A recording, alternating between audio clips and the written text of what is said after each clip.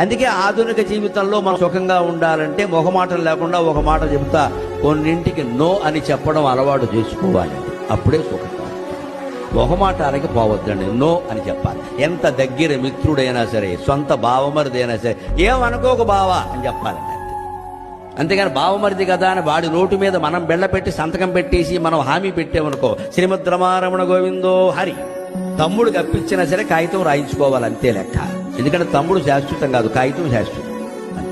తమ్ముడి మీద అనుమానం కాదు, అక్కడ అనొచ్చు. తమ్ముడు కాకపోతే తమ్ముడు భార్య అనొచ్చు, ఏమిటి మీ బావగారు అలా కాగితాలు రాయించుకుంటారని చెప్పాలి, తమ్ముడే చెప్పాలి. మా అన్నయ్యకి అంతా పద్ధతి, రాయించుకుంటాడే. అప్పు బయట వాడి దగ్గర తీసుకుంటే రాయివా, రాయి ఇక్కడ కూడా. ఎందుకంటే తమ్ముడు అన్నగారు వీళ్ళెవరూ శాశ్వతం కాదు, నా కాగితం శాశ్వతం. రేపొద్దున ఇచ్చిన 10 లక్షలు ఈ కుటుంబానికి చాలా అవసరం అవుతుంది. అప్పుడు ఎవరు ఇస్తారండి? తమ్ముడు ఉండొచ్చు, ఉండకపోవచ్చు. ఎవరు చెప్తారండి? అన్నగారు ఉండకపోవచ్చు. ఎవరైనా